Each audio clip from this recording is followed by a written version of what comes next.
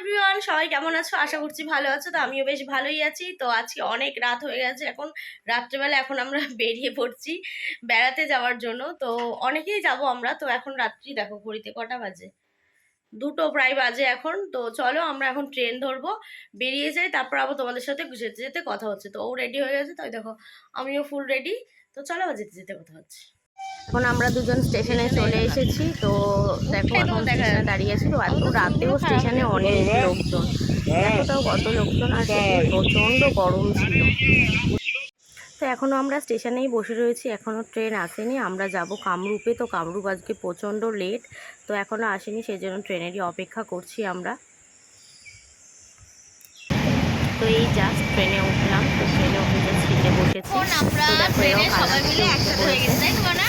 এখন সবাই একসাথে হয়নি, মানে সবাই হয়নি, মোটামুটি কয়েকজন হয়ে গেছি ট্রেনের মধ্যে একসাথে। অনেক হয়নি। আবার হাওড়াতে গিয়ে সবার সাথে দেখা হবে।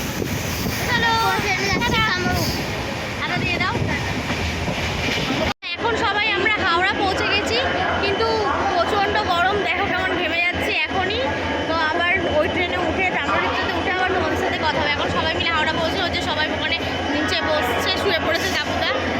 আবার একটু পরে কথা হচ্ছে। গরম, ভীষণই গরম। তো এখন দীঘার ট্রেনে উঠে পড়েছি সবাই মিলে। তো এই হচ্ছে মিঠি, দেখো ভিডিওর দিকে তাকিয়ে রয়েছে, ও বুঝতে পারছে ভিডিও করছি।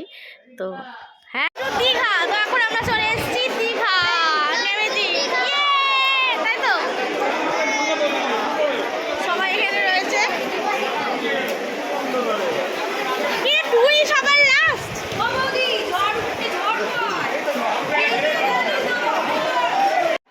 ভিড় দেখো সবাই দীঘা স্টেশনে, তাও আমরা অফ ডেটে এসেছি। আমাদের ডেটটা ছিল হচ্ছে বৃহস্পতিবার, বারটা ছিল, তাও দেখো কেমন ভিড়। এত ভিড় দীঘাতে, যখনই যাও কোনো সময় ফাঁকা পাওয়া যায় না। তো এই দেখো দীঘাতে যে জগন্নাথ মন্দিরটা তৈরি হচ্ছে, তো অনেকটা প্রায় তৈরি হয়েই গেছে।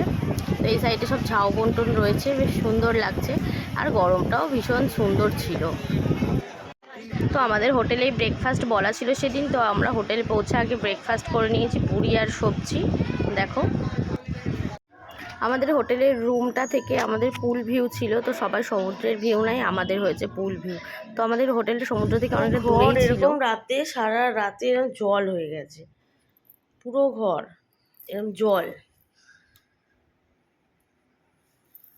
এসিটা অফ ছিল বলে জল হয়ে গেছে ওরা বলছে। তো আমি কোনোদিন দেখিনি হোটেলে, কোনো হোটেলে যে এরকম রুমের ভেতরে জল হয়ে যায়।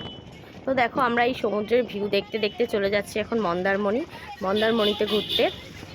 ভিডিওটা কেমন লাগলো অবশ্যই জানিও, ভালো লেগে থাকলে একটা লাইক অ্যান্ড কমেন্ট করে দিও। দেখা হচ্ছে নেক্সট।